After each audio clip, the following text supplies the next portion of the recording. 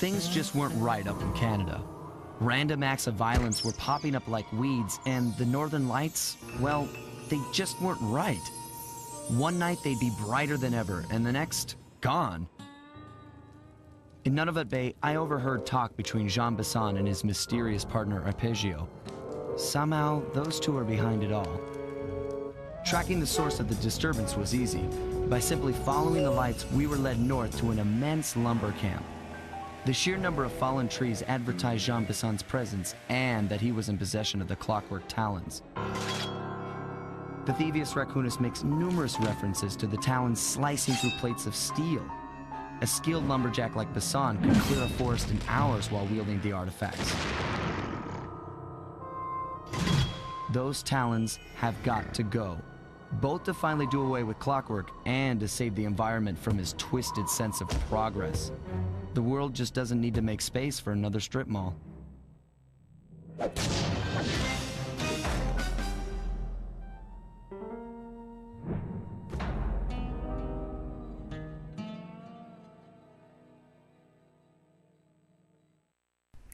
Hello friends, this is Kevin aka K-Man1 coming back at you with another episode of Sly 2 Band of Thieves. In the last episode, we made away with the last of Jean Bison's weird clockwork internal organs.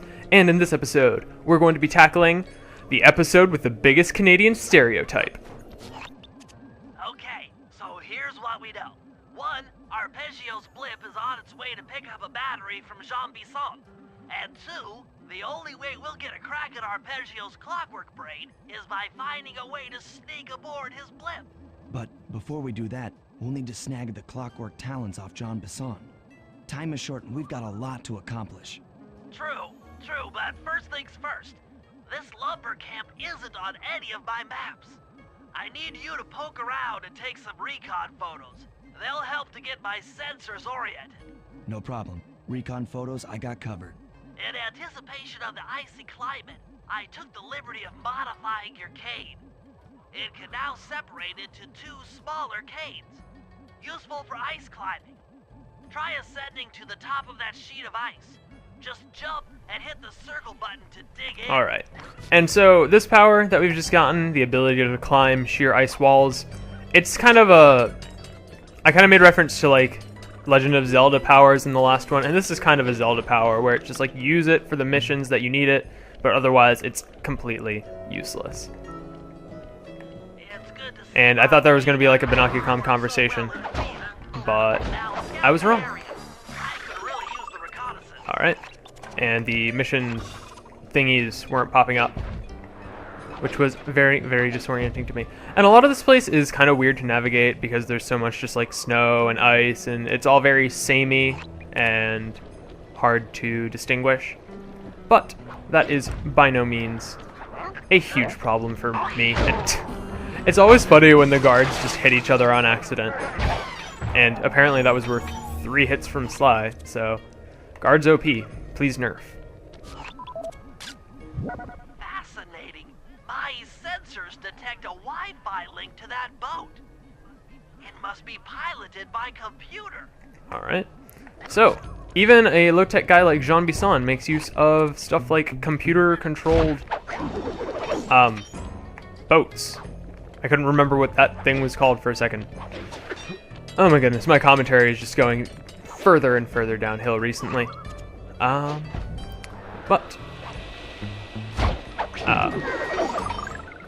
We are working our way around his base. And yeah, the title for this chapter, I guess, of the game is Menace from the North, eh? And it's like, really?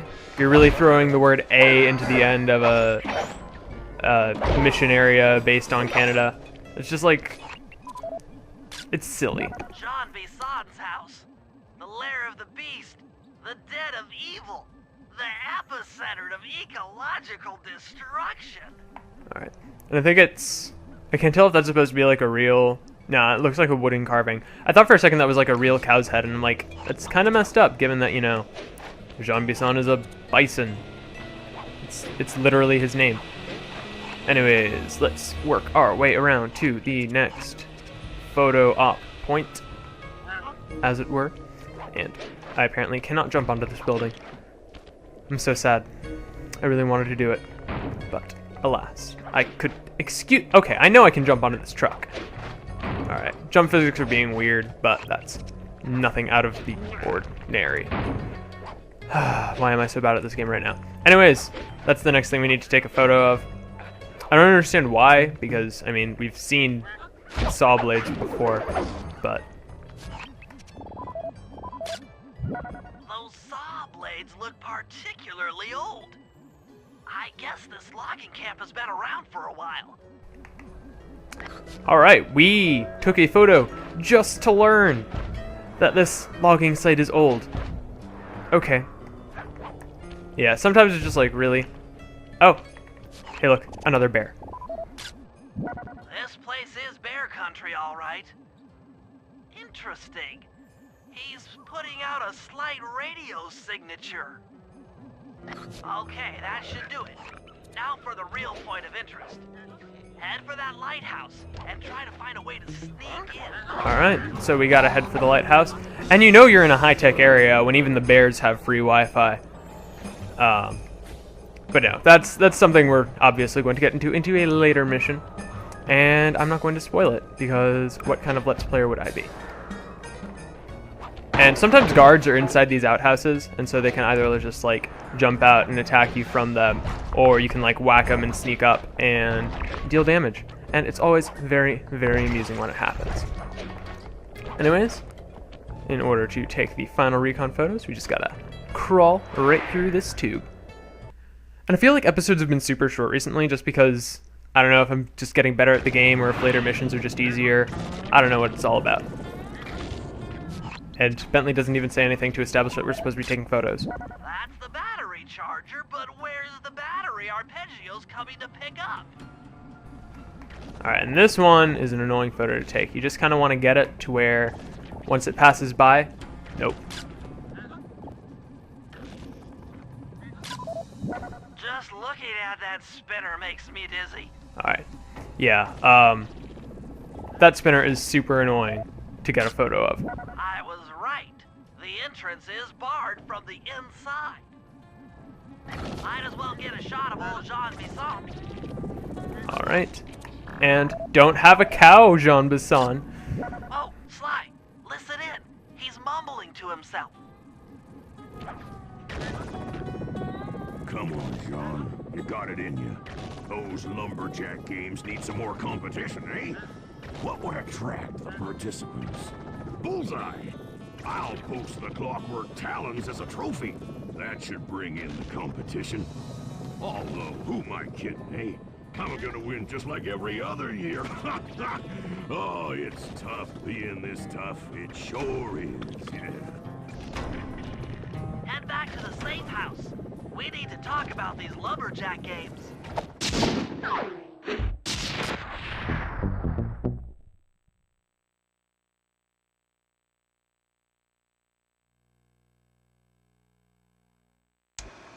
Well, guys, Jean Bison has unknowingly thrown down the gauntlet. With the Clockwork Talons as a trophy, we'd be fools not to participate in his lumberjack games. Fortunately, due to frequent avalanches, a log chopping guide was frozen in a wall of ice not far from our position. Sly, you're in charge of acquiring the book. I'm sure it will prove invaluable. Now, we're all aware that Arpeggio's blimp is coming to pick up another battery. To sneak aboard without incident, I'd recommend we pull a Trojan horse and stow away inside the battery. However, the location of the device is still a mystery. We need some inside information. So, working together, you two will infiltrate the Moose Guard's secret RC combat club. Those guys all work in the lighthouse. If you win the battle, I'm sure they'll talk. Despite his antique mind, Jean Bison's no fool.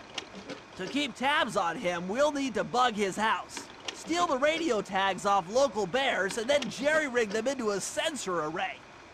It's a challenging set of tasks, and that blimp's on its way. Let's get to work.